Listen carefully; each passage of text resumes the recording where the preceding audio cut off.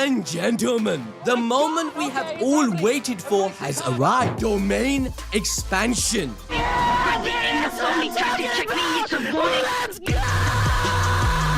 Yuji remembers the lesson Gojo taught him in Jogo's domain, and he leverages the knowledge of barriers he learnt from Kusakabe with Soul Exchange to finally unleash his double middle finger domain, telling Sukuna, "F yeah, bruh." This is exactly what I've been waiting for. Yuji and Sukuna then arrive at a train station in the same way that Gojo ended up at an airport. It's very likely that they're both representations of hell and heaven respectively, and in the most poetic way, Sukuna is cooked. There is a lot to break down, so let's begin with Yuji without having any injuries, greeting Sukuna in his original appearance. In this uncharted domain, Yuji very cheerfully asks Sukuna to come along with him, which is just hilarious given how much they hate each other. What the heck is happening? The first explanation is that what we're seeing is Yuji's innate domain, which is the only place where we saw two Yujis, which were just the two souls in one body. Remember, since they are related and Sukuna's lineage is with Yuji, he probably looked like him in the Heian era before he transformed into a deity. Plus, domain expansions are essentially a construct of someone's innate domain that embodies the mind of an individual that they are born with. Higuruma and Takaba have techniques that embody who they are, a lawyer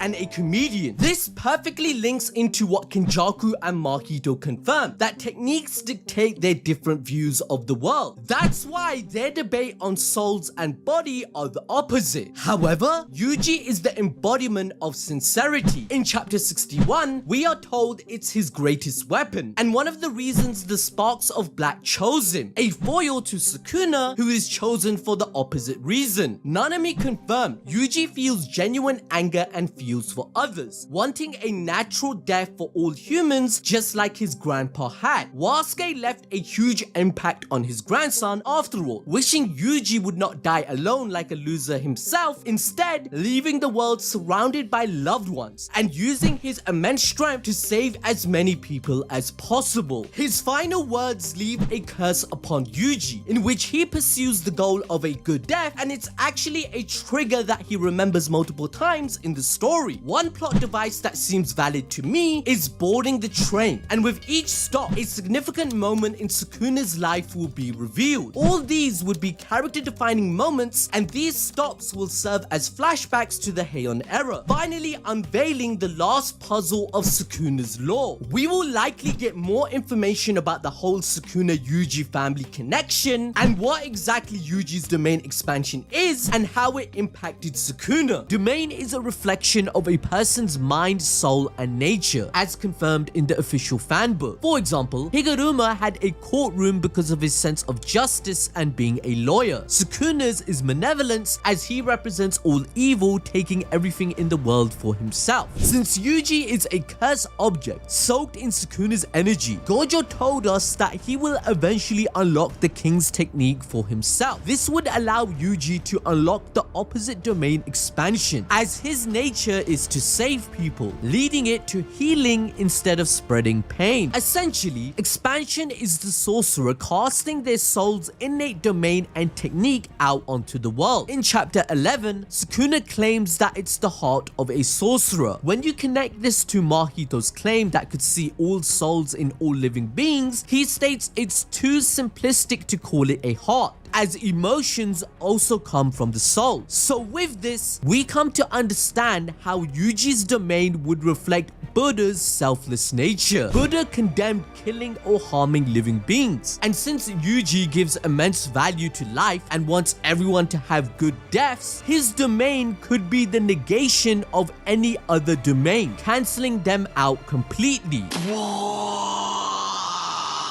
Thus, Yuji's domain will transport Sukuna back through his life to see if he would die with regrets. After all, that is a running theme in the story, that sorcerers always will die with them, because these moments shape the soul, which is precisely what Yuji's technique targets, having the most immense knowledge regarding them. Hence, when the domain battle begins, these flashbacks would have inflicted severe damage on Sukuna's soul without him realizing it, kind of like how Takaba wanted to hurt Kenjaku through soul resonance. And since the soul cannot be protected, it will lead to Sukuna's death. Even in chapter 239, we see Kenjaku feeling something he has never had before in 1000 years. His attack was forced not to work and nullified, meaning all his experience was meaningless. Takaba forced his opponents to play by his rules. The events are simulations, but all the damage dealt to him will accumulate steadily. But we already know Yuji's knowledge and ability with soul attacks is much higher. Moreover, the place shown in Yuji's domain or the afterlife is a station in Kitakami City, Iwate Prefecture, which by the way has a long history of demons. A folk dance called Onikenbai or Demon Sword Dance originated over here. What's even more noteworthy is that a train station potentially being Yuji's domain was foreshadowed back in opening 1 itself. Getting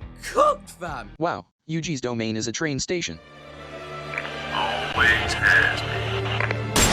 But that's not all. The hand sign for his domain can be interpreted in 2 ways. The first being Chichigarba, literally translated to Earth Womb. It's known for his vow not to achieve Buddhahood until all beings are free from hell and all hells are empty. This reminds us of how Yuji solemnly declared that he would hunt down and kill the likes of Mahito as many times needed in any form, shape or name. Yuji will make sure that he fulfills his vow to destroy him. Even in chapter 220, Yuji admitted that he is ready to eat anything if that means killing Sukuna, which reflects his similarity to the Buddha. Moreover, the Buddha is the savior of the oppressed and the dying and is often regarded as the guardian of children, patron deity of deceased kids and aborted fetuses in Japanese culture. This really plays into how Yuji's brothers Choso and the others were all aborted fetuses, and by devouring them, he gave them a meaningful existence. Choso himself commented that they will live inside of him. As for the deceased children, we don't need to look too far to see how many people Yuji has lost to curses like Mahito and Sukuna. However, there's more connections to Yuji's hand sign for his domain, as Chichigarba practiced dutiful piety as a mortal, which eventually